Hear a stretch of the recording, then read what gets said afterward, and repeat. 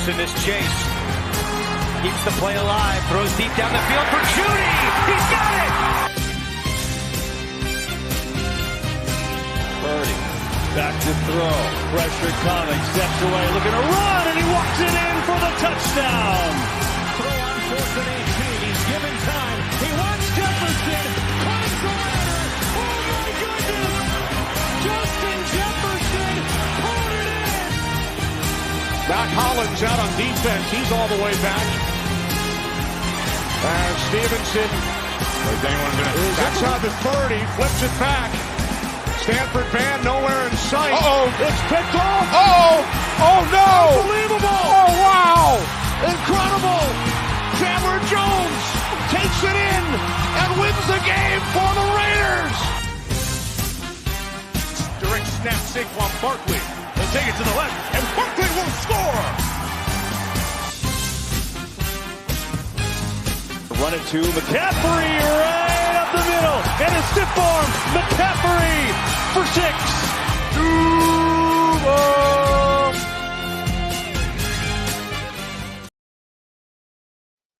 Hello, everybody, and welcome into our 2023 Fantasy Football Draft Extravaganza. That is right. The time has finally come. The glorious time of the year has finally come. Fantasy football season is officially here, and tonight, in about a minute, actually, me and the rest of the fellas are going to be drafting here, and you'll be able to watch us draft here on the IM6 Network / MI6 Sports Network. I am joined by my good man, Sammy Sharp, tonight.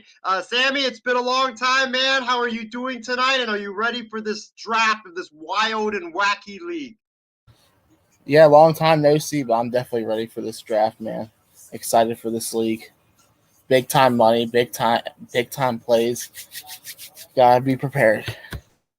Big time plays for sure. The draft starts in about 35 seconds. I do have the number 1 pick, which, trust me, it is not rigged, by the way. It's not rigged. But yeah, the draft, here we go. If you guys see the screen right now, I have the number 1 overall pick. It's followed by Ryan Schreiner's team, Ryan's Rad team, Ashwin Kumar's team, and then we have Martin's team, John Alcorn's team. Sammy picks number 6, Amir picks number 7, Furman picks number 8, and Ben is number 9. And you know, with my first pick, there's a lot of good choices, but Sammy, I gotta go with the man, the myth, the legend from my Niners. Christian McCaffrey, run CMC. What do you think about that pick? It's definitely different, especially since he's has injury history. But you do you, man. Well, if you think about this league, and I don't think a lot of people know the settings, the league scoring settings, it's wild. Like, you get 14 points for a running back for a touchdown, and then, you know, running backs, I feel like, are more heavily they score a lot. Like, they're more favorable here in this league.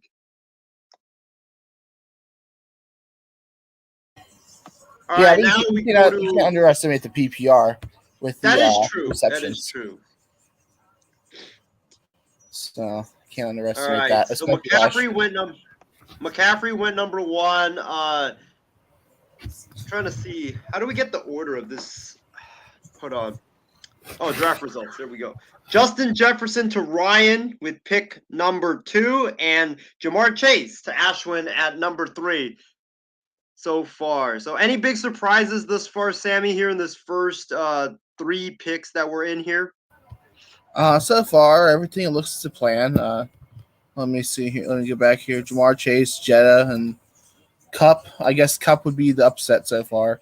But, I mean, outside of that, looks pretty typical. All right, so Sammy is up. Let's go. Martin with Cooper Cup, John Alcorn with Austin Eckler. Let's see who Sammy takes at number 6, his first pick.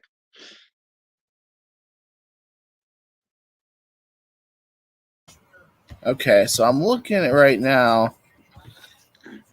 I think I'm going to have to go receiver. I think I could go receiver or running back. Traditionally, I go running back early. But I think I could get a really good running back here in a second. So I'm going to go with Tyreek. Tyreek Hill, nice pick. Yeah, I think he's going to have a good year, especially with another year in this Dolphins offense, the Mike McDaniel, Kyle Shanahan offense. And, you just got to hope that Tua stays healthy as Travis Kelce goes Oh, wow. Wow. We have the New York Jets defense drafted by Furman at pick number 8. Sammy, have you ever seen that before? A defense going number 8 in the first round, not in the 8th round, but the very first round. Yeah, usually I've been trying to stray away to the last round, but I know the league settings definitely favors the defensive big plays. Oh yeah, for sure. For all the people that don't know the league settings, I'm trying to pull it up right now. I think we could pull it up somehow. Let me see. No. But yeah, right now, if you look at it, this is the league draft standings. I don't know if you guys can see it clearly, but so far Steven is in the lead with at number 1, Furman number 2, and then me number 3, Ben number 4. Sammy, you're number 8 after the first round. How do you feel about that?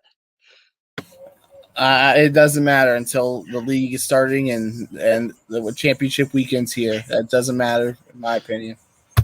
That is true. That is true. So Steven takes San Francisco. So we got like a bunch of defenses going early in the first round. San Francisco's D at number 10 to Steven. Jonathan Taylor at number 9 to Ben. Jonathan Taylor, I don't know if you guys know this, he actually requested a trade from the Indianapolis Colts earlier tonight. So, Sammy, as the draft is going on right now, what is your overall thoughts as we have Furman into the stream? Welcome in, Furman. But, Sammy, what is your overall thoughts on that big bombshell that dropped a couple hours ago that Jonathan Taylor has requested a trade from the Colts? I'm surprised, seeing how AR-15 just stepped in. I was hoping that we could see a AR Jonathan Taylor duo.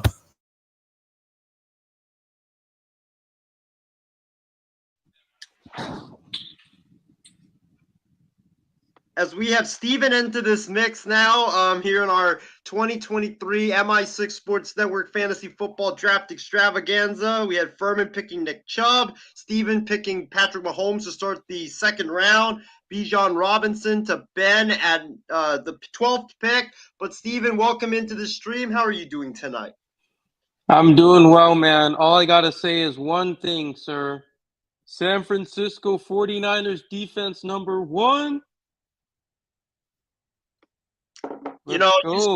Pick. I was hoping that like a lot of the people in this league would not have read the settings beforehand, so they would not know that defense and running game and an efficient quarterback is the top priority. But sadly, a lot of people did and spoiled some of my draft strategy that I had going into this draft.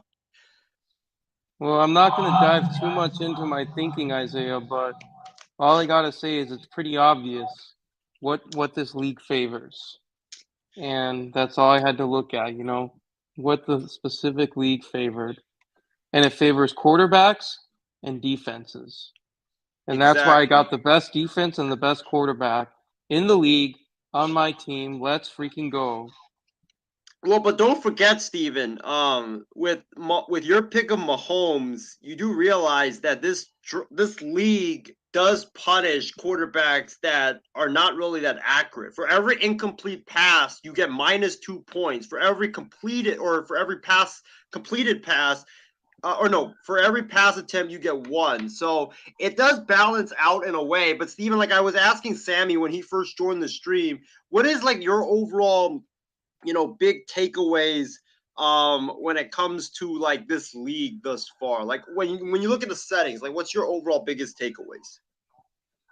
My biggest takeaways is actually this is probably kind of accurate in terms of like how important each position and each mistake and good stat is to each team's success. Because like in the actual fantasy, like interceptions aren't punished nearly as much as they should be. very close missed kicks are like, it's whatever. It's just a missed kick. You lose some points.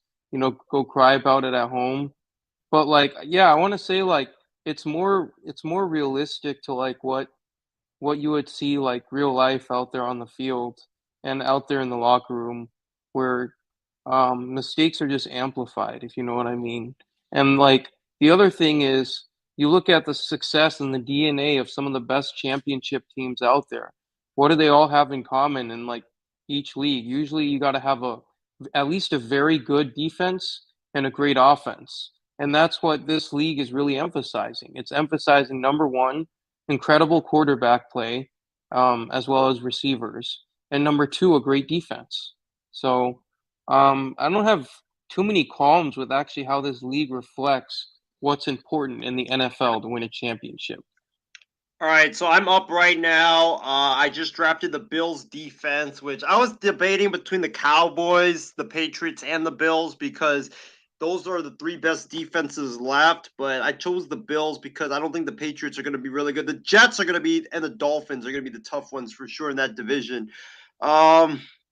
You know what? For my second pick, I'm going to take a risk. I think he's going to have a monster year just based on the quarterback there, and that is Aaron Rodgers. Garrett Wilson is now, my pick is Garrett Wilson. Aaron Rodgers is now in New York. And remember, I think Garrett Wilson, arguably, he might be the best receiver that Aaron Rodgers has had in his entire career. So I think he's going to be able to unlock some greatness out of Garrett Wilson. And these guys that are on the stream with me, they know Garrett Wilson from his days at The Ohio State. So I think that definitely he'll be able to turn some heads for sure. Let's go Buckeyes.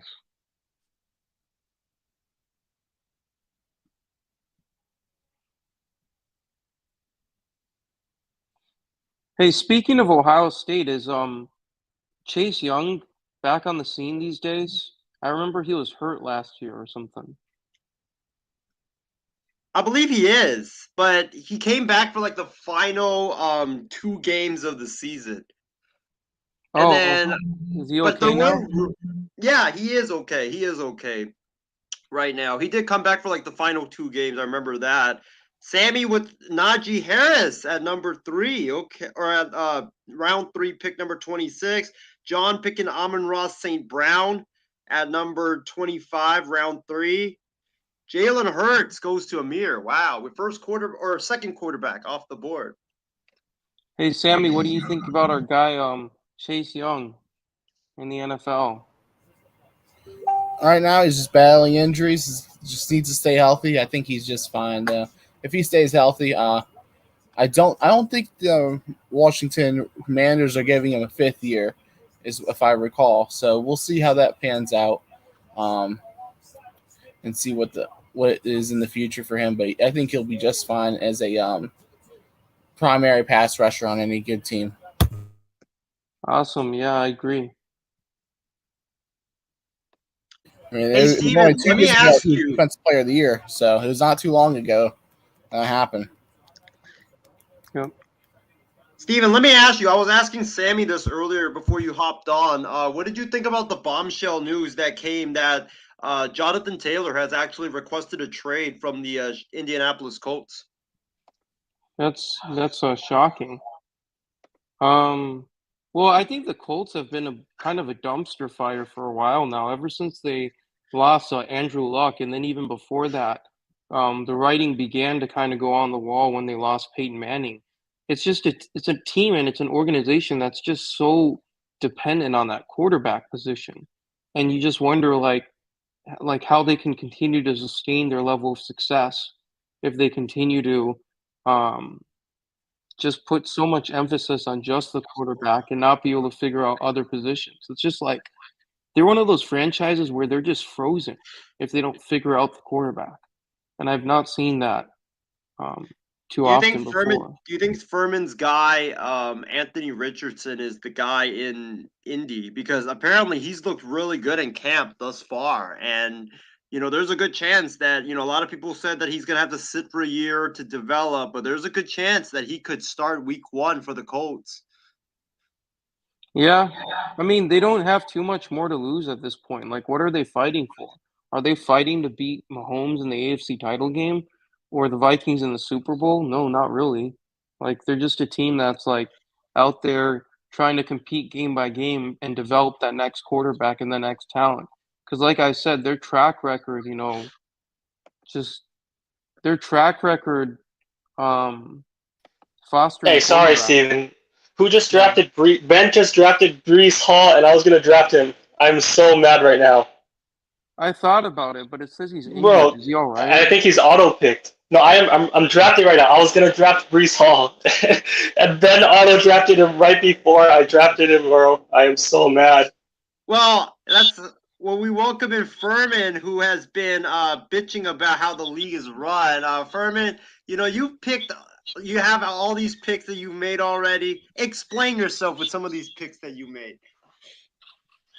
So the first pick I made was the Jets defense, and I was debating between either drafting Brees Hall or the Jets defense in the first round because I know both of these guys are huge playmakers. But unfortunately, I have to go by the rigged league rules. So defense wins championships according to this league. So I have to pick the Jets. And I understand the Niners pick too. That was a really good option I had, but I felt like the Jets had they have a much more stacked roster this year in every position to fill up compared to the Niners, who I feel lack a bit in the secondary. So I trust more in the Jets defense.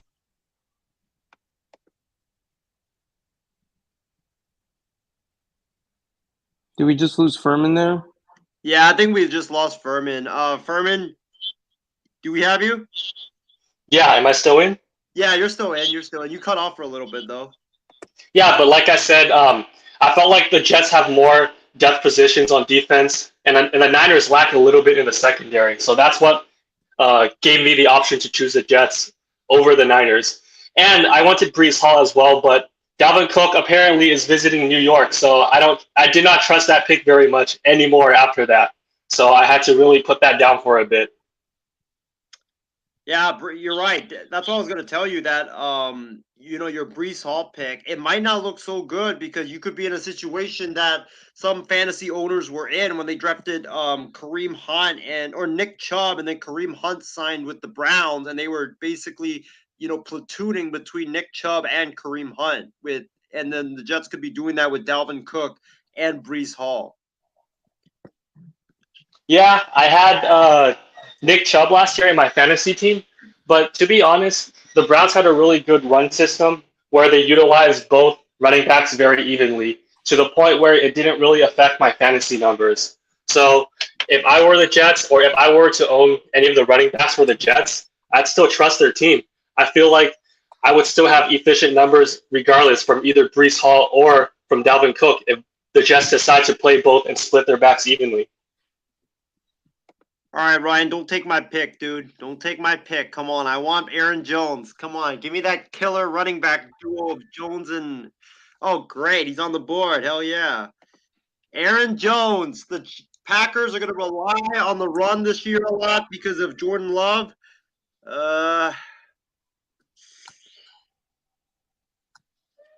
And then for my next pick – oh, this is tough. You know what? I'm going to do it.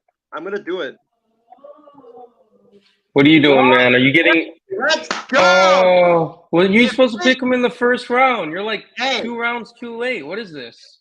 Here's I demand the a thing. recount on this league. This is bullcrap. Here's the Sammy, thing. isn't this bullcrap? When I made that promise to Ryan, I told him that, hey, I'll draft him in the first round, but I didn't think I would get the first pick. So Yahoo ended up putting me in a pickle. That's a bad excuse. Because I got the first pick. I'm not drafting Brock Purdy with the first pick. Why not? Because that would be the dumbest pick ever if I did that. I would screw myself in this league, and plus I had $10 on this with Steven. Oh, you only put $10 in? That's crazy. But why? I'm confused on this Aaron Jones pick because they use Aaron Jones in the passing game more than they use him in the running game.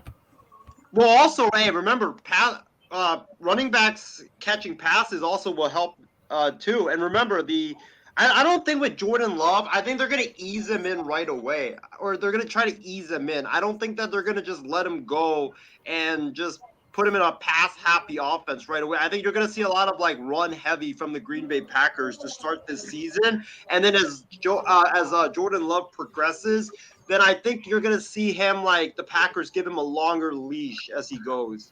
Mm. But I don't know. I thought Love was very impressive in like that 1 or 2 games that he played last year. He looked way better than he had in the past couple of years. I don't know. The Packers are not too confident in him. They said they're going to find out how good he is this year. But you've had him for 2 years and don't know how good he is. That's a huge question mark. Yeah. You know what's crazy? Go ahead, Steven. I just want to say, you know what's crazy about this whole situation is that like they say that like Jordan Love has been so disappointing because like and they started saying this pretty soon after he got drafted. Like they were talking even a couple years ago about how disappointing it is that he really hasn't had much playing time and the Packers don't know much about him even as a number 26 pick.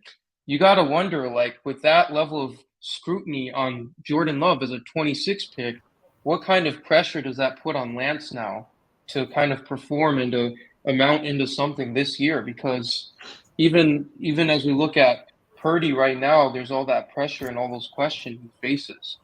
Talk Love, and he's a 26 pick. Well, Lance, he's a number 3 pick. So the pressure is magnified.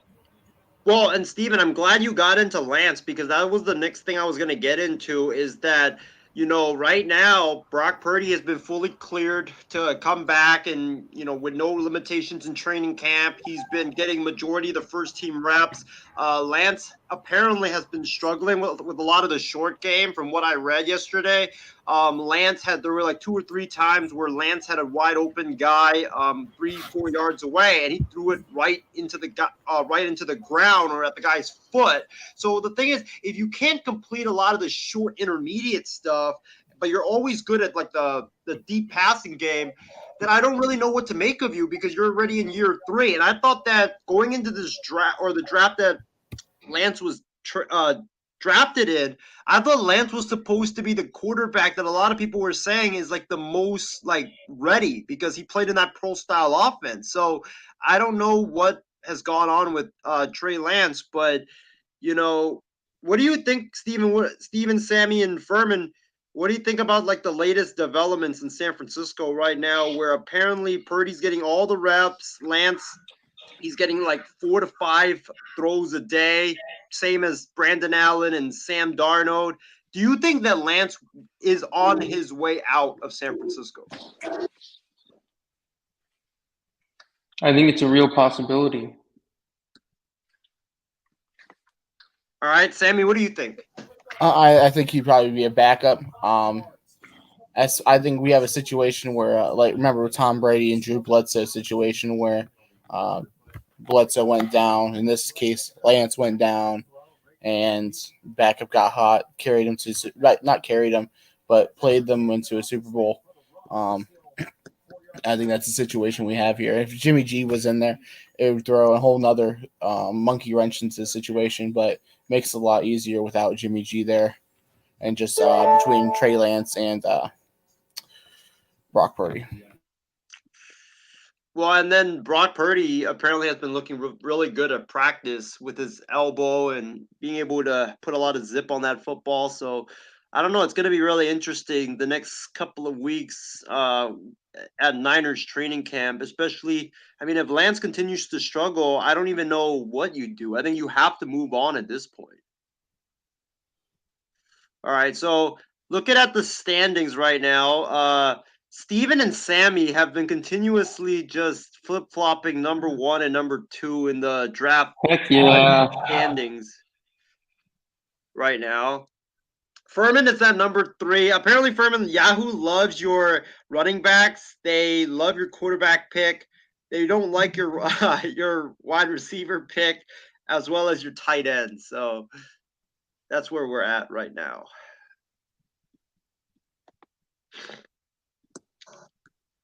Steven, I wonder,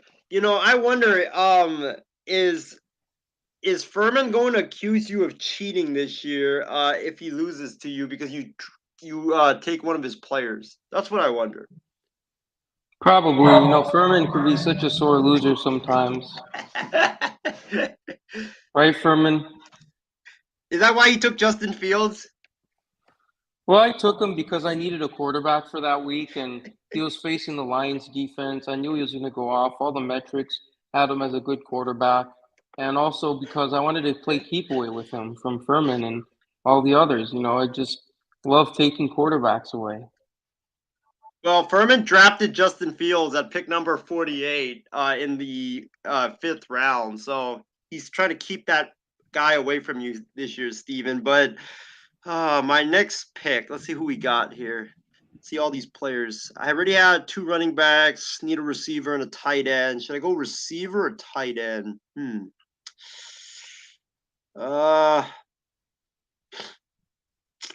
Receiver, you know what? Let's go George Kittle. And then let's go receiver. I can't trust Tyler Lockett because he's got hurt a lot recently. Drake London, I don't trust that Falcons quarterback situation. McLaurin, Godwin. You know what? I believe in Russell Wilson and Sean Payton. Give me Jerry Jeudy.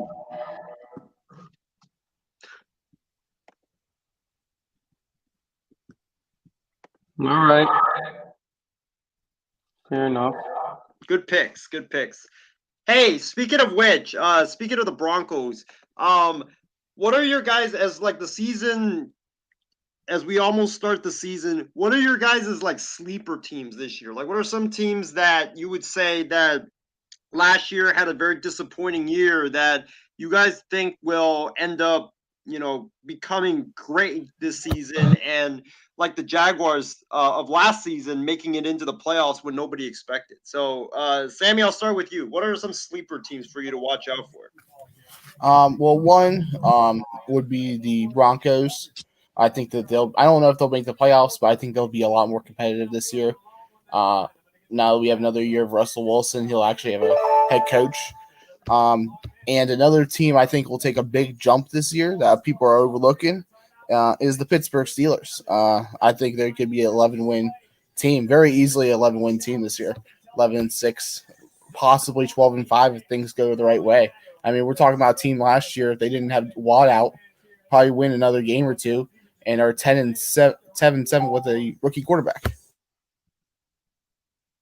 All right, so Sammy's got the Broncos and the Steelers. I like that Broncos pick, Sammy. I think I agree with you. I think the Broncos are my obvious sleeper team because I blame last year on Nathaniel Hackett. I think that the reason why the Broncos hired him was kind of like why the Wizards hired Scott Brooks, to get the star player to come to that team. It wasn't just that they thought he was a good coach. They just wanted him to try to lure the star player, in this case, Aaron Rodgers. But when Russell Wilson came, I just didn't think it was a good fit. And now you have Sean Payton, one of the top offensive coaches in the NFL, and they did beef up their offensive line. Their defense got a lot better. They got, I believe, Marvin Mims in the draft, that speedy receiver from Oklahoma, great player. So yeah, I think the AFC is going to be tough for sure, but I think the Broncos could definitely make it happen, and I think that we'll see a resurgent year out of Russell Wilson. Damn you, Ben, taking my pick of Trevor Lawrence. But Steven, what is your sleeper teams to watch out for this year? I think you got to go with the Detroit Lions for sure, although they're not much of a sleeper now because they are the odds-on favorite to win the NFC North. So tough to really call them a true sleeper. If we're talking about true sleepers, I watch a lot of Colin Cowherd and J-Mac, and they always put out great content. So some of the sleepers that they've talked about are the Chicago Bears. If you look at their schedule, they have one of the easiest schedules in the league. Last year, granted, they did have a disappointing season. One thing you got to look at is that the vast majority, I think 10 teams that they played, exceeded their Vegas projected win total. So part of the reason the Bears struggled last year is because all of their opponents overachieved, which made it really tough for them to compete, so to speak. So I think we're going to see a little bit more of that progression now as we move along the way with the Chicago Bears and their schedule lightens up. And I'm going to take my boy Kirk Cousins here. Oh, You like God. that? So I got a couple Niners on my team, got one Vikings on my team now. Oh, Furman and Isaiah are loving it, taking all the players from our teams. Well, just remember, Steven, Kirk Cousins won't be a lucky man this year because, you can't do that 4th and 18 lucky pass twice. Remember that. Well, it's not like they need all 13 of their wins to be able to win the division or compete in the playoffs. Well, Furman, competing in the playoffs, they need to win in the playoffs. yeah, they need to win in the playoffs. Exactly. Can't be losing to Danny Dimes in the first round, Steven. Come on. I can't be throwing short of that 4th down stick. Yeah, they can win 14 games, and it doesn't matter as long as you don't win the playoffs. Exactly. That's the new goal during the O'Connell regime. We'll see if they can get it done, man. Hey, speaking of that documentary quarterback, man, you got to admit, Sammy and company, that's made Kirk into a more likable guy. I'll give you this. It made him very it didn't make him look tough from the scenes that I watched. It didn't make him look, like a very tough quarterback. And I'll give him props for that. Dak Prescott, nice pick, Sammy. Yeah, he really took a beating during that Buffalo game, man. I didn't realize it was a 2-quarterback league, or else I would have went Lamar and Fields. But I just now realized it this round, so that's why I took a quarterback. Well, here's the thing. It's not really a 2-quarterback league. So we have 2 flex positions, right? The first flex position is wide receiver, running back, tight end, and then the second one you do have an option of doing quarterback, wide receiver, running back, or tight end. So you could play 2 quarterbacks if you wanted. Yeah, and that's definitely the game plan. Quarterbacks are going to be the big score hitters here. All right, Furman, if you're with us right now, who's your top sleeper teams this year going into the season? You said top sleeper teams? Yeah, I got this year's Jaguars. I got the Carolina Panthers because they have a pretty decent team and they're not like the worst team in like the entire NFL to have the first pick. So I felt like they paid off in their trade to the first pick and getting it from the Bears. So this is a really interesting team that I can't wait to see, and I can't wait to see how everything turns out for them. Let's go. Aaron Rodgers and Michael Pittman Jr. Let's go. Furman, I'm banking on your guy, Anthony Richardson. He better ball out and throw the ball consistently to Michael Pittman Jr. I mean, we'll give him time. I made a mistake of trusting raw prospects for the 49ers like a couple years back already. So there's a reason why I chose Bryce Young over AR-15 because I don't think he'll adjust immediately, and it'll take him some time behind a really good veteran quarterback like Gardner Minshew to really learn from the offense and then slowly kind of gather himself into the Colts offense and then play better eventually.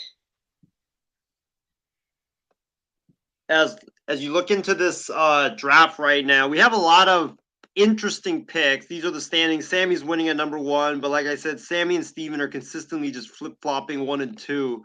Martin with New England. That's a pretty good pick. Dallas Ashwin number Ben will be happy about that one. Who? Ben Cruz. Yeah. I mean, Ben is auto-drafting right now from what I'm seeing. I think he's the only one out of everybody that's auto-drafting. But Ryan with Javonte Williams, Ashwin with Daniel Jones, David Montgomery, Ryan, Justin Tucker, John picking that one in the 9th round. Okay.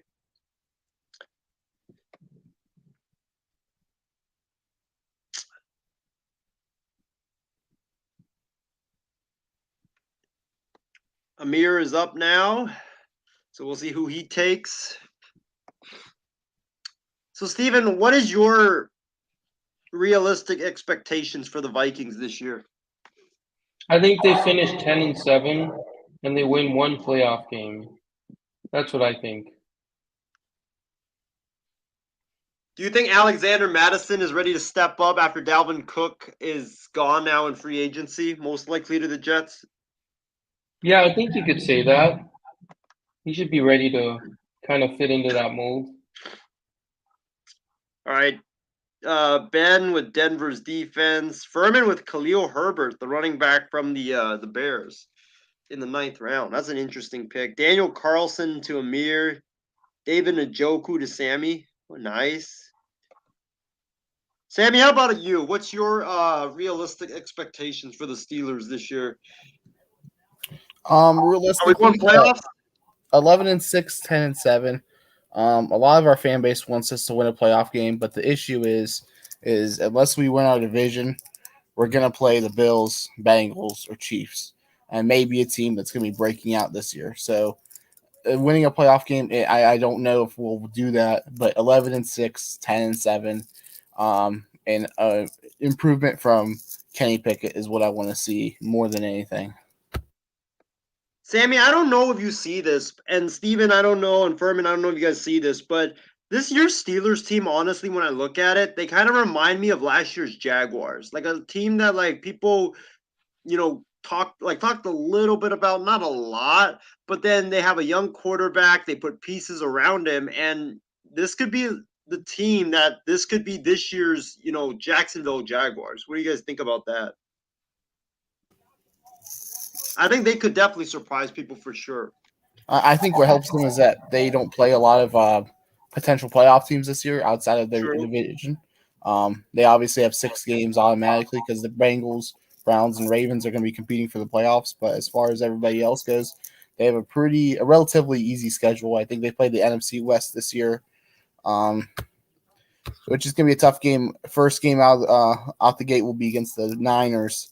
Yep. But outside of that, I mean, I think we have a pretty good schedule, pretty favorable, and a lot of stuff to build off of, which would be our receiving core. We have a really good running game too in the offensive line. Last year, offensive line, last few years, it's been our weakness. This year, you could argue it's our strength. So that's just how deep this team is. Our worst player may be the receiving group or the quarterback, which are both developing pieces. So right now, this team, I'm happy with what I'm seeing. All right, and now Sammy's up with his pick here in the 10th round.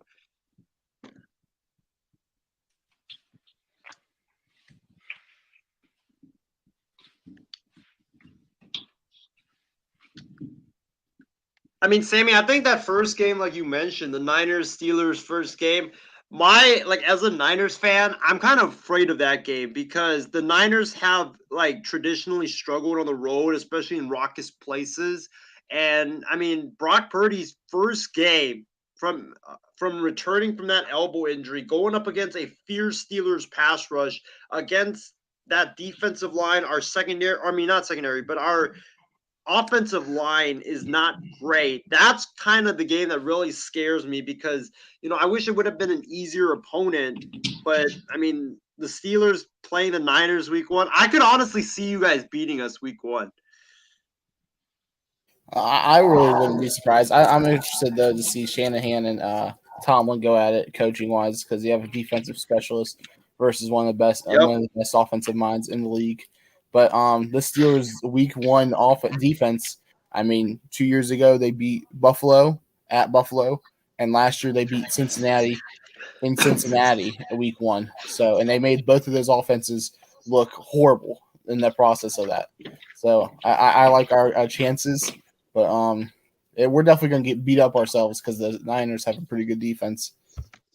Well, I think that game, if you look at it right now, I really do think that game is going to be like not really a high scoring game because both of these two teams, very physical, great defense. As Ryan's up right now, but I think you probably could see like maybe like a 17-14 or 20-17 type of a ball game with both of these two teams. Let's see. So for my next pick, wow. With my next pick, I'm going to go with Sammy. I'm going to go with the guy from your Steelers, Deontay Johnson. I had him last year. He balled out towards the end, and I trust him to have that production from last season. Is that a good pick or not? If he can catch the football, I think that'd be a good pick. Is he your number one right now in Pittsburgh, or is it George Pickens? I guess he's the number one with target getter. He plays a slot though, but he's not very good at catching the ball. All right. Let's see. I got a receiver already. Should I stock up on receivers or get a running back or get a quarterback? Could do kicker too. Marquise Brown, Rashad Penny. None of these options look good. You know what? I think he's gonna have a big year. Give me Derek Carr. Efficiency wins, fellas. Remember that.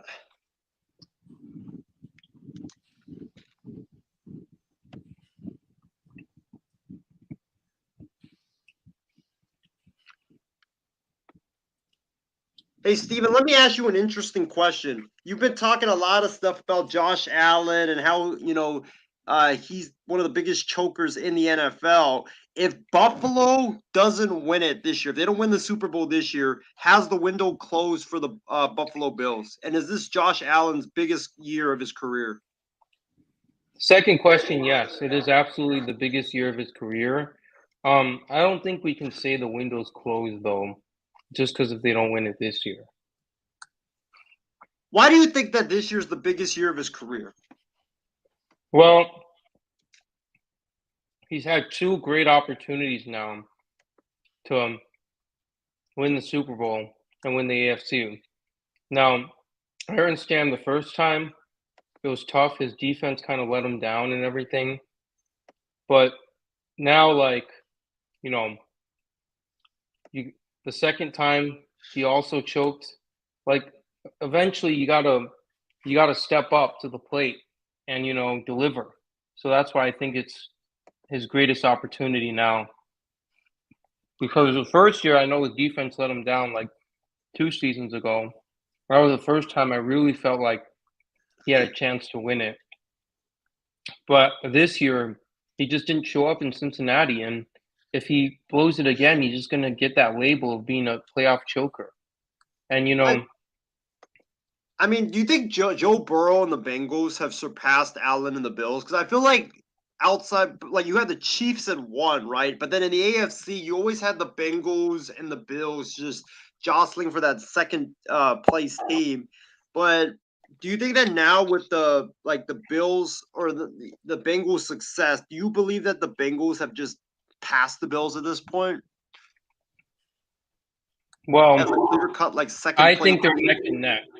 Okay. And I think so far the Bengals have passed the Bills, but they're very close right now. It really comes down to who's going to win that Super Bowl. And I think right now the Bengals, with their, the things that they're dealing with, thank God Joe Burrow wasn't actually tremendously hurt compared to what the Bills are dealing with. I think the Bengals are handling themselves better. Well, yeah, and speaking of Joe Burrow, thank goodness you brought that up, because I don't think Joe Burrow should – I honestly do not think that Joe Burrow should take a snap for the Bengals, whether it's in the practice field, whether it's in preseason, until he gets that mega contract that he deserves. Because if you get injured before you're about to get paid, and let's say you go on the practice field and God forbid you suffer you blow your knee out or something like that, you suffer a catastrophic injury, well, then your season is basically done. And also, you're going to get half of the contract that you were anticipating to get. So if I'm Joe Burrow, there's no chance in hell that I'm taking another practice snap or even a preseason snap, because we've seen in football, anytime, anywhere, any place, any injury can happen, and then you're going to be screwed. So I think Burrow should definitely sit out. But Sammy, do you have anything to add about what Steven had to say about this is Josh Allen's biggest season of his career? You could argue that, but I know that he's gonna have a long career ahead of him. I'm no longer too with how long quarterbacks play, I mean, they're like around for 15, 16 years. And we see with coaches like Andy Reid and quarterbacks like Kirk Cousins or Kurt Warner, who completely changed the narrative of their career late in their career. So I'm not too worried about 1 year wonders or, you know, every specific year. It's just depends how they finish out their career and what's looked at. Because I mean, look at Rodgers. He won a Super Bowl early on, and now we look at him as more of a choker because he hasn't won since. That is Yep. true. And Well said. well, I mean, you could argue that this is Rodgers' biggest year of his career because he's been complaining, oh, Green Bay doesn't give me enough protection, they don't give me enough weapons, they don't give me enough this and that. And now, okay, fine, you went to New York, you're basically the GM of that team. You're putting players around you that you want. You're telling the Jets who you want, they'll get it for you, like Dalvin Cook, for example. And if you can't win with the players that you picked and the team that you wanted, well, then obviously that label of choker definitely applies to you because you don't have any more excuses after this team.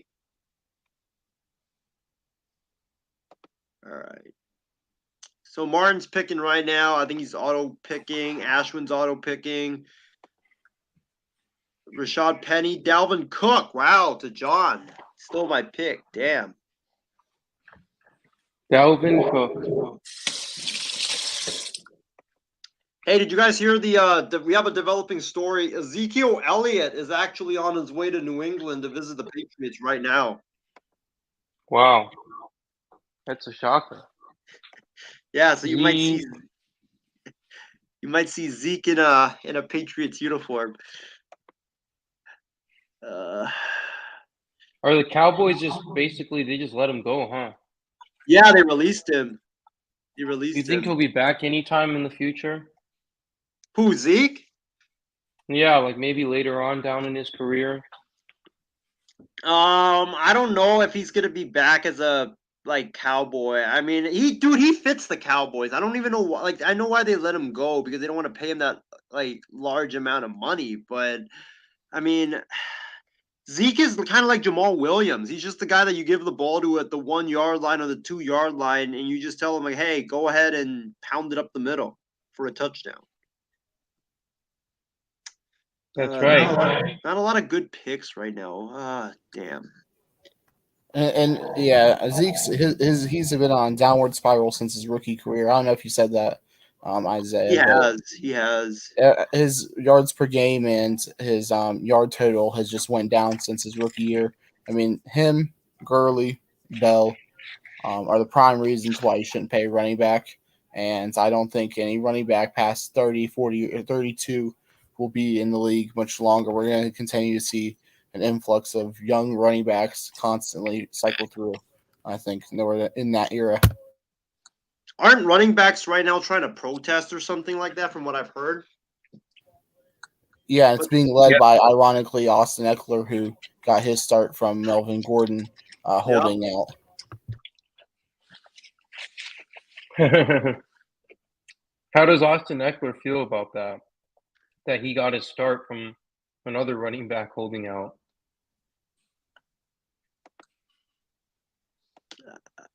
I don't know. I mean, the thing is, didn't Austin Eckler request a trade this offseason, Sammy and Steven, if I'm not mistaken? Yeah, early on.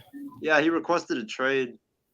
But Saquon was like, "Oh, I'm gonna hold out. I think I'm gonna, sit out the season until because I can prove to the Giants that, I'm so worth it for you." And a week later he signed a deal which only gave him like a $750,000 raise. So it's like, okay, all that talk that you did of, oh, F it, I'm gonna sit out the season just to threaten the Giants and prove to them that I'm so much worthy than what you guys think I am.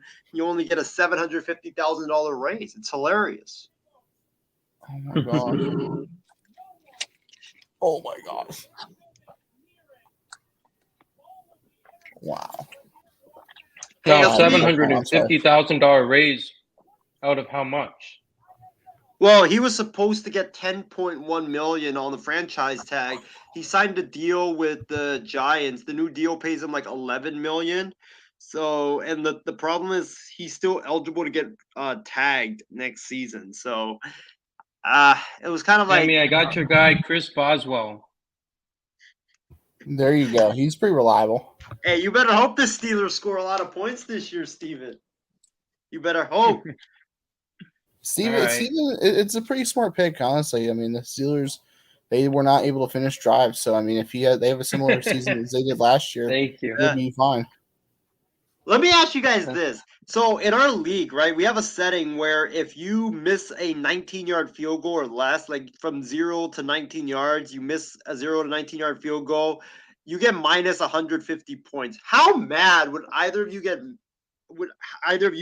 if one of your kickers, like you're winning by like let's say 100, right? But then your kicker misses like a point blank 18-yard field goal. How mad would you be? You lose on that. Pretty devastated. I would be betting on you guys missing a field goal though. So I'll just have to make sure I get an accurate kicker or a conservative team that doesn't like to kick long field goals. Well, but No, Sammy, the 19-yard field goal. What's the penalty again, Isaiah? Remind us. it's minus 150 points if you miss a 19-yard Oh my field God. goal. How much Well, is it for a 30-yard kick? For what? A 30-yard kick? Yeah. Give me a second. I'm trying to pull up the rules, but I don't know why Yahoo doesn't let me pull up the rules during the draft. Give me a sec. Oh my goodness. Everything good on your end, Sammy? Yes. I'm watching this game and it just ended in a trick play, so that's why. Oh, damn. But like, speaking of the 19-yard field goal, if you miss a 19-yard field goal, or let's say you miss a field goal from 0 to 19 yards, you don't deserve to be in the NFL, man. Like, there's like, how many kickers miss the 19-yard field goal? Like, honestly. But it'll happen eventually. You kick Like, long yeah, enough, but and it's then like it'll happen. 1 out of 1,000,000, basically. That's true. It's like that's why I was telling like Sammy and the others earlier in the stream that a lot of these settings, these ridiculous, outrageous settings, like they're like a 1 in a billion chances of happening. Like defense pitching a shutout or a defense giving up negative yards of offense. Like that has rarely happened in the NFL. That's very true. How much? So if your defense gives up like negative yards of total offense the whole game, you get 999 points. But like that's rare. Like I don't think we've ever seen a team in the NFL give up negative yards of total offense for the whole game. But then I think also if you pitch a shutout, I believe it's like 500. I might be wrong on that though. Oh, some of these picks are just so bad. Jacoby Myers, Zach Charbonnet, Kadarius Toney. We're in like the stage now of this draft where it's like all these players, you're just basically saying like, screw it, I'll just take this guy for the sake of it. We're officially in the screw it part of the draft. Yep. Who's the number 1 in New England? Isn't it Juju? I'm guessing it's Juju. I have a couple receivers already. Let me get a running back. Mitchell I don't want to get a guy that's number 2 on this depth chart. Jerick McKinnon, Jeff Wilson, Zeke. You know what? Raheem Mostert's number 1, I believe, in Miami right now. I think Miami just got a running back, didn't they? Oh, they did? I think so, didn't they? This offseason? I thought it was him and Jeff Wilson, right? I might be wrong though.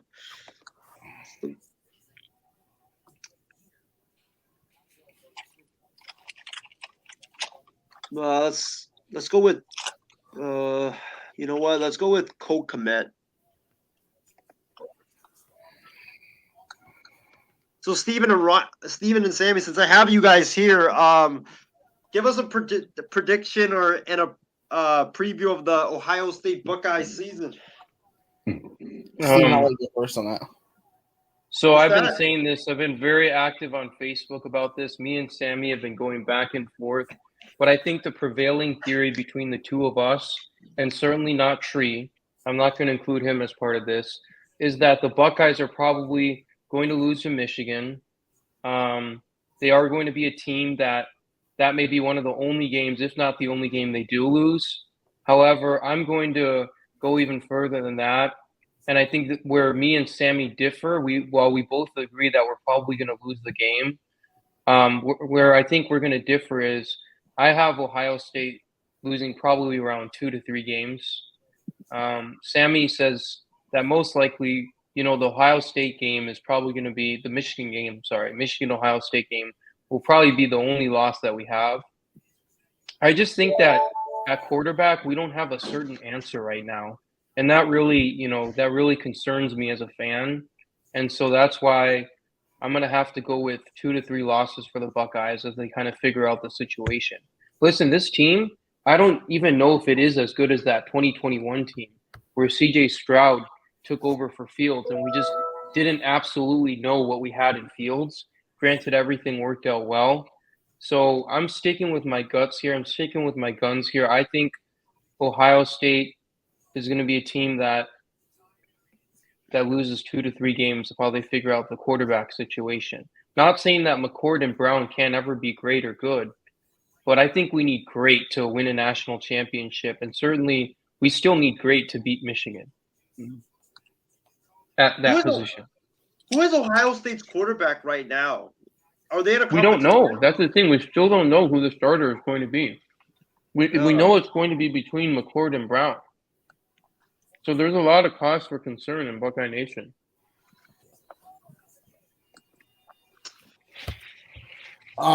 Me personally, I'm not too concerned for the fact that they're gonna have a whole camp. They'll figure out an offense that they're gonna run and figure out a way to hide it because we have more talent than 99% of the country, with the exception of Georgia and maybe Alabama. I don't know about Alabama actually because they struggled with the number 1 overall pick winning games against it teams that they shouldn't have been close with. But I think we'll go 11-1, 12-1, depending on the bowl game, or if we go to the playoff, we'll probably lose the playoff, and that would be our losses.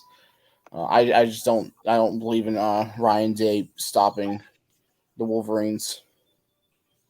I know this is a different sport, right? I know these are two different sports, but who's has more pressure this season to deliver? Is it Bill Belichick or is it Ryan Day?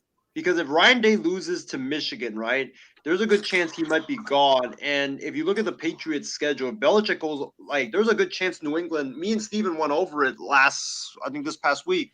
There's a good chance New England can start 0-8, with their rough schedule. So, who has more pressure? Do you guys think? Is it Belichick or is it Day?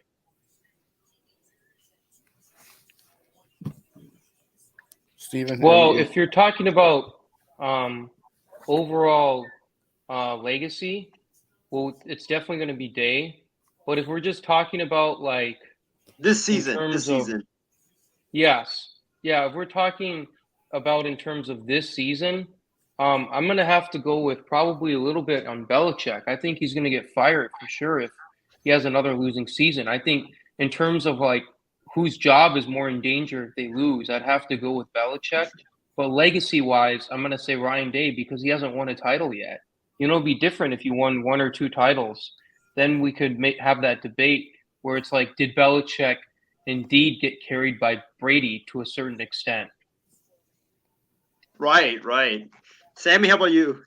I'm agree with Steven on this one, but I'll also add in the fact that usually the head coach in Belichick's situation could play, well, what do I have around me?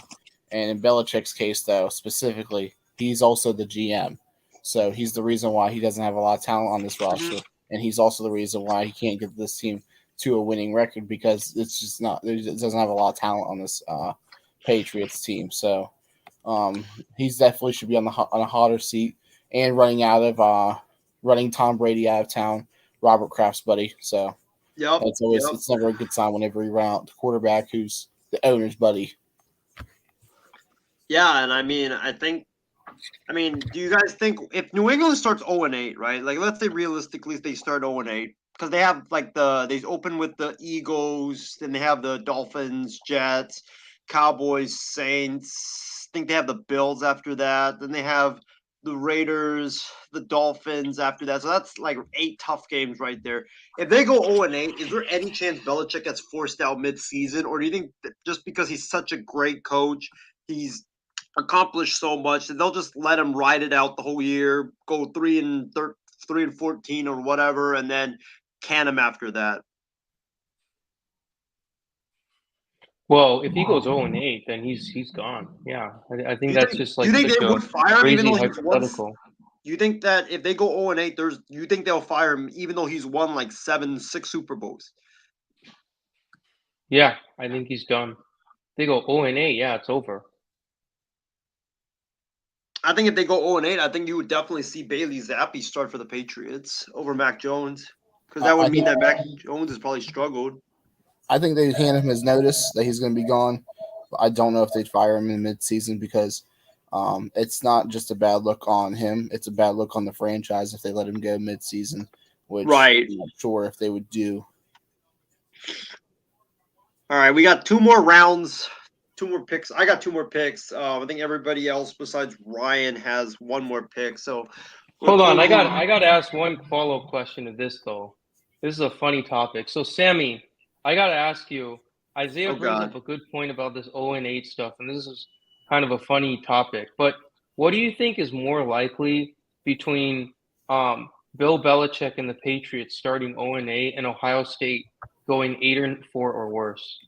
Like, if you had to pick, like, out of the two like hellish scenarios, which one's more likely? Well, let me pull up their schedule. Let's pull up the Patriots' schedule here, since because I have them starting around 5-9. By the way, never got to finish the last 3 games in that schedule, Isaiah. So I never completed my full prediction of the Patriots.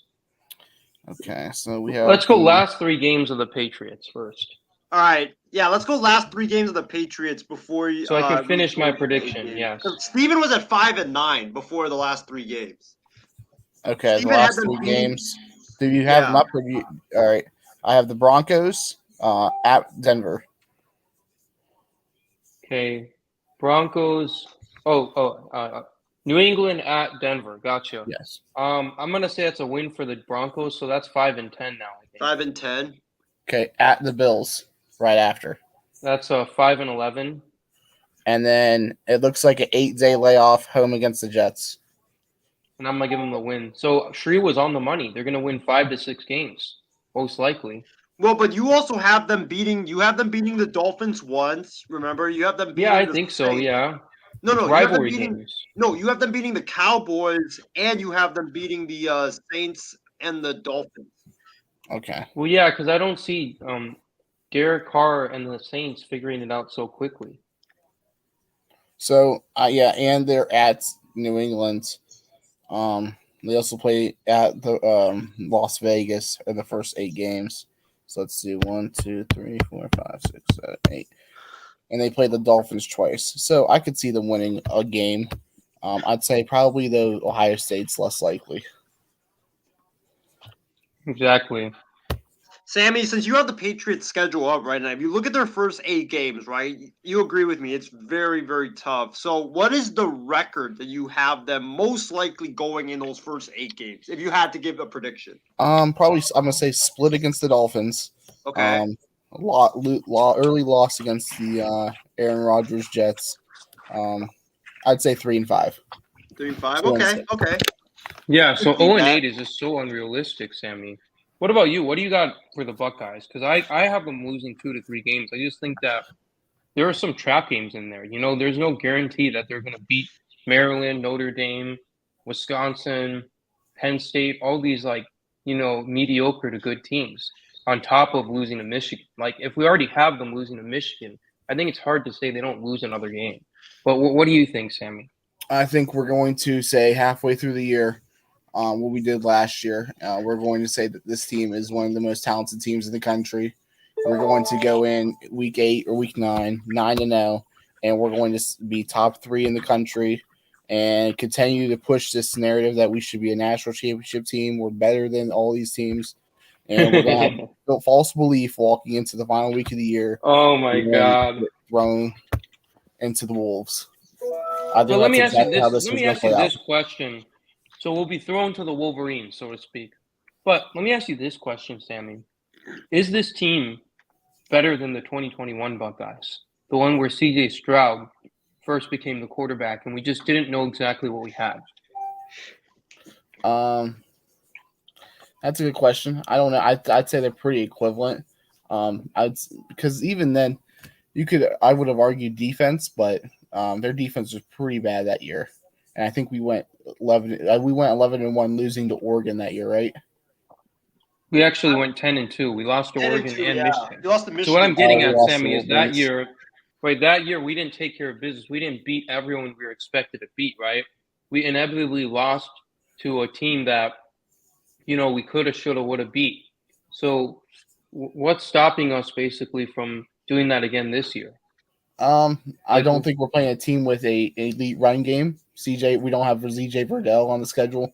We're playing Wisconsin. We're playing the teams we usually play, plus Notre Dame. So that'd be the difference.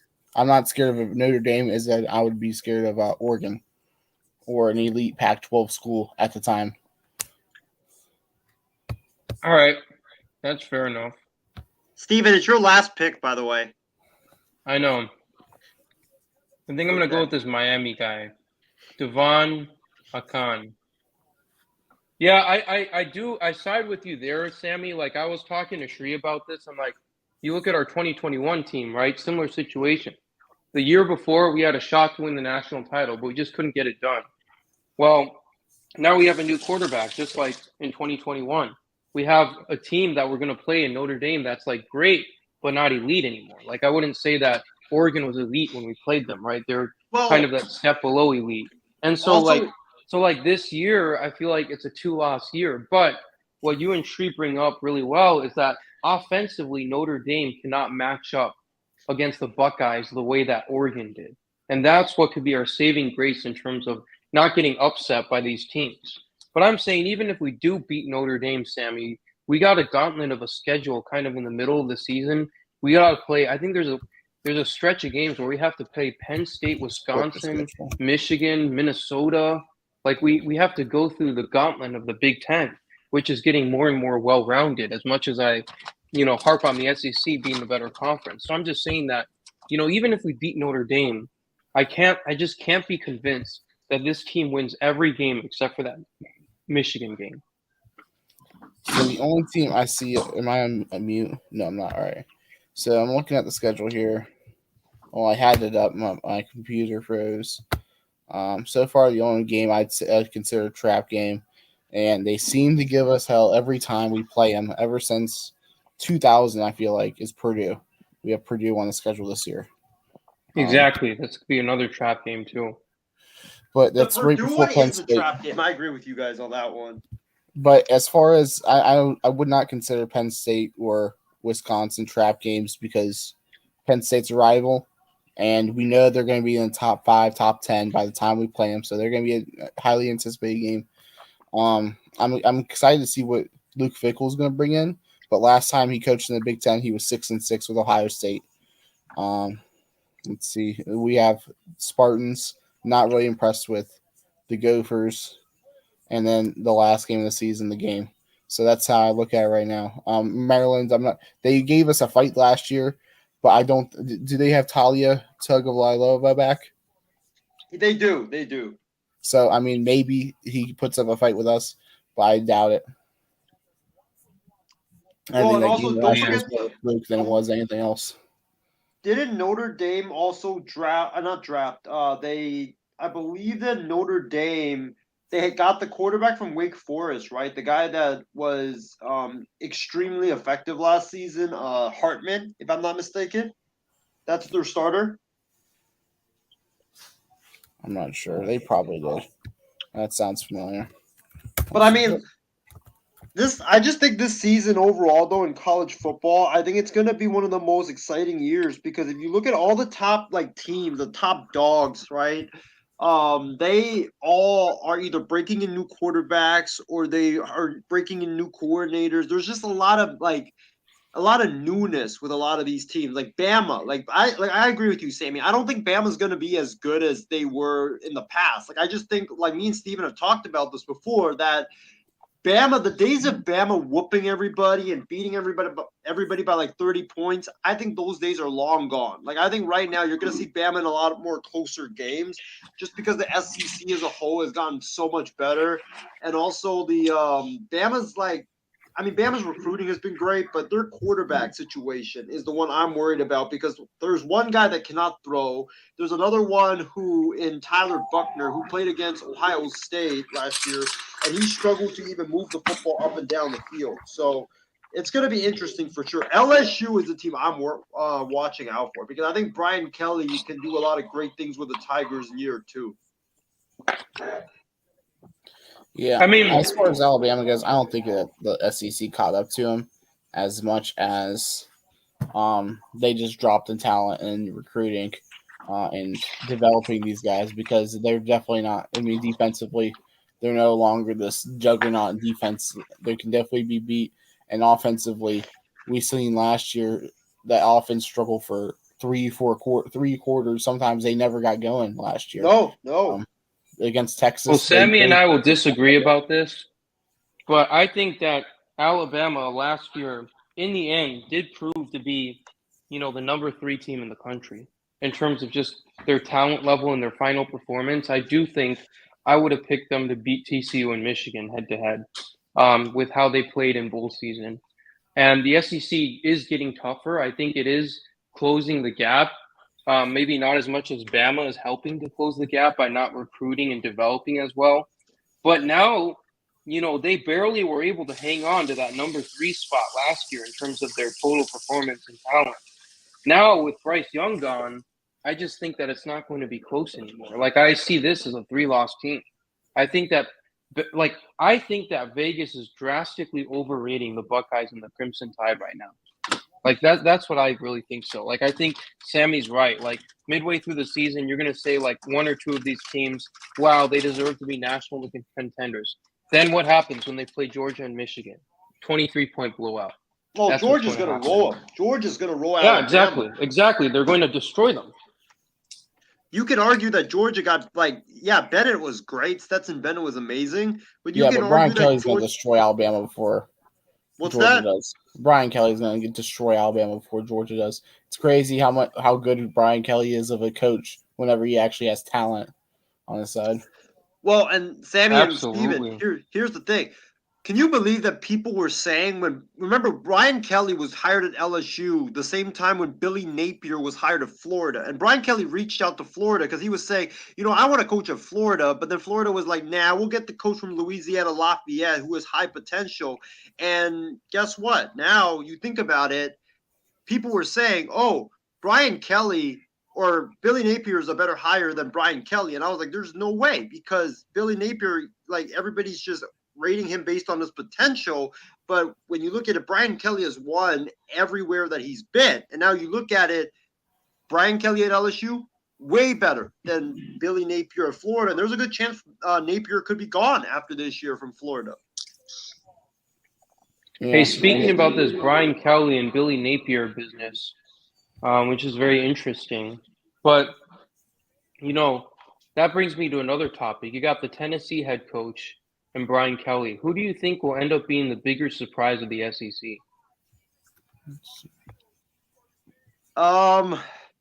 Between Tennessee and LSU? Yeah.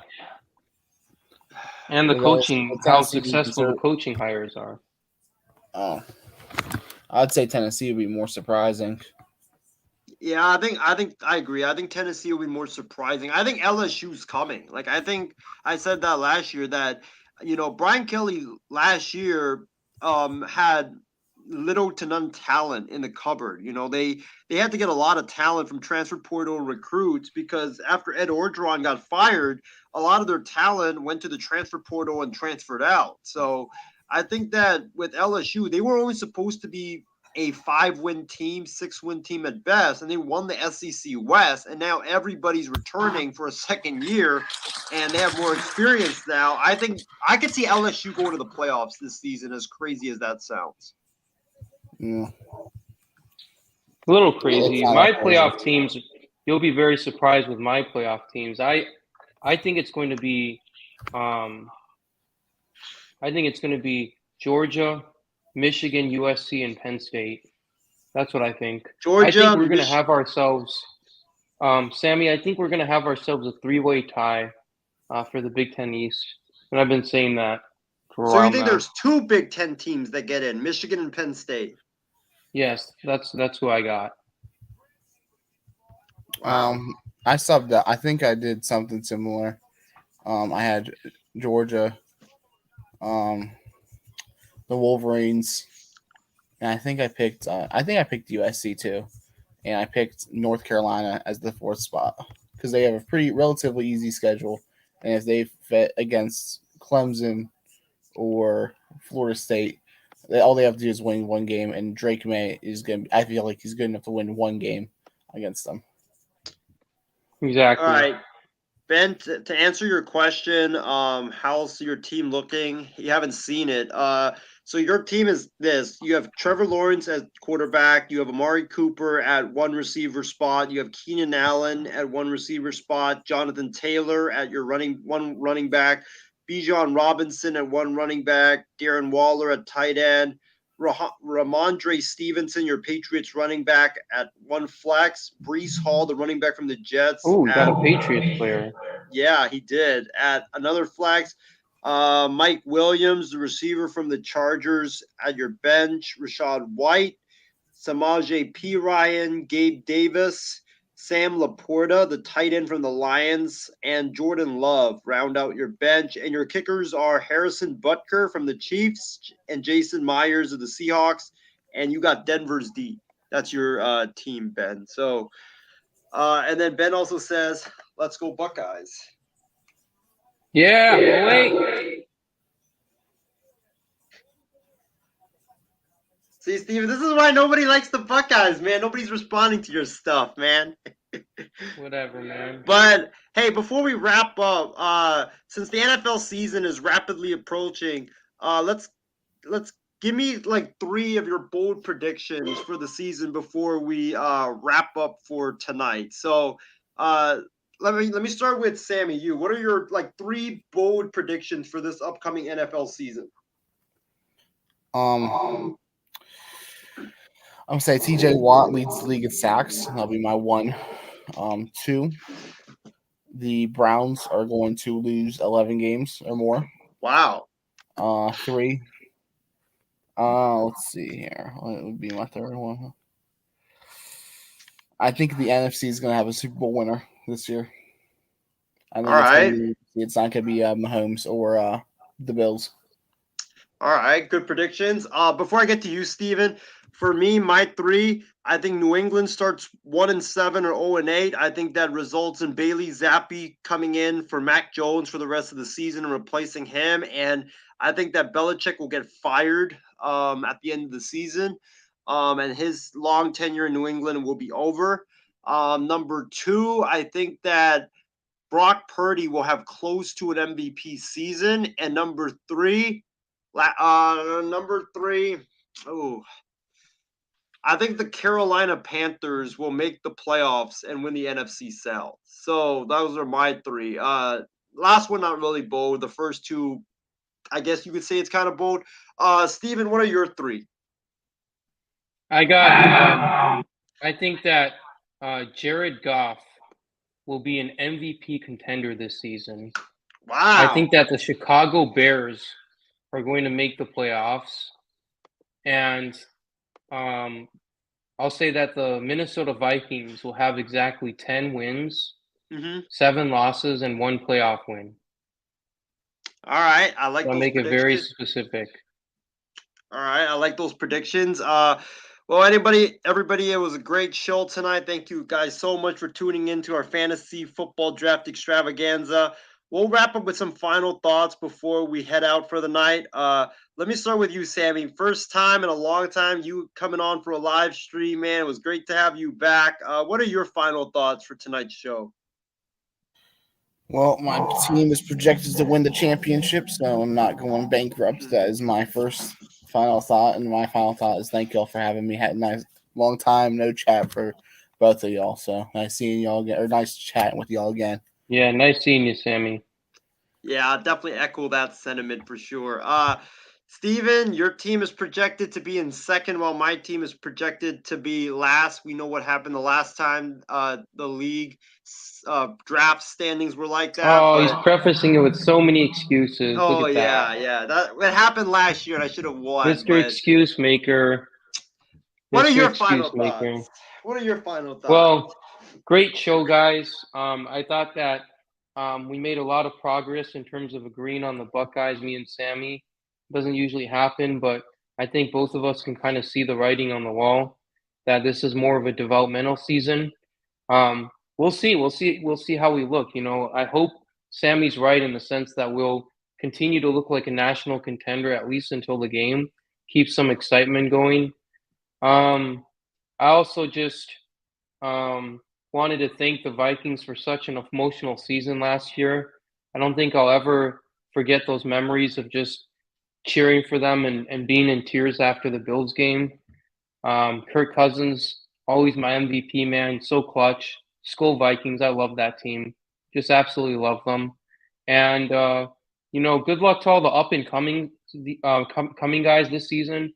I wish nothing but success on my fellow Buckeye Justin Fields.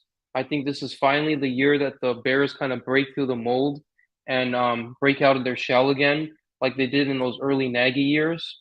And I think there's a lot of excitement coming up this year. You know, one thing that Cowherd always cited is that there's always around 4 to 6 new playoff teams every year. So I think the Bears are going to be one of them. I think the Vikings retain their spot. And overall, I think there's going to be a lot of excitement here in the Midwest over college and NFL football. Steven, one last thing for you. Your prediction for your fantasy team? How are you doing? You gonna be number one? I think I'm just gonna. I think I'll probably finish in second, like the projections kind of hold. I don't know if I'll be as intense about it as some of these guys, but for sure I'm gonna beat you, Isaiah. Oh, yeah. I always have that over you. Yeah, you will. You're gonna probably beat me because you're gonna have someone banging those trash cans for you and getting the sign stolen. But anyways, guys, it's been a fantastic show. Good luck to everybody's fantasy football team, man. Can't wait for an exciting year ahead. Thanks to Ben for watching, man, and good luck to you, Ben. But for myself, Sammy Sharp, and Steven, we're signing off for tonight. Check back with us to see how our fantasy football teams look halfway through the season, and we'll let you guys know. Hopefully it's not in shambles, but for the three of us, we'll see you guys later. Have a great night. Stay safe and stay healthy, and we'll see you guys sometime next time. I don't know when, but we'll see you guys next time. Yep, take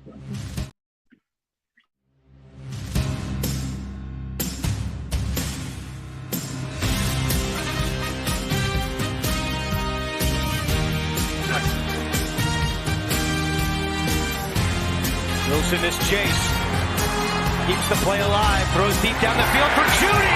He's got it! Purdy. Back to throw.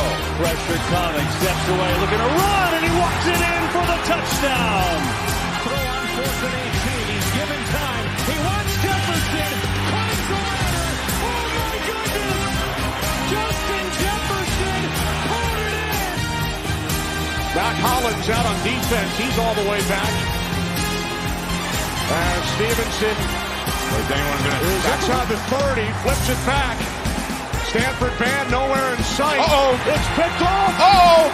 Oh, no. Unbelievable. Oh, wow. Incredible. Chandler Jones takes it in and wins the game for the Raiders.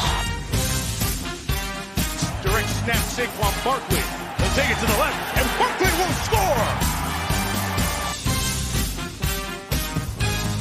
Run it to McCaffrey right up the middle, and a stiff arm, McCaffrey for 6.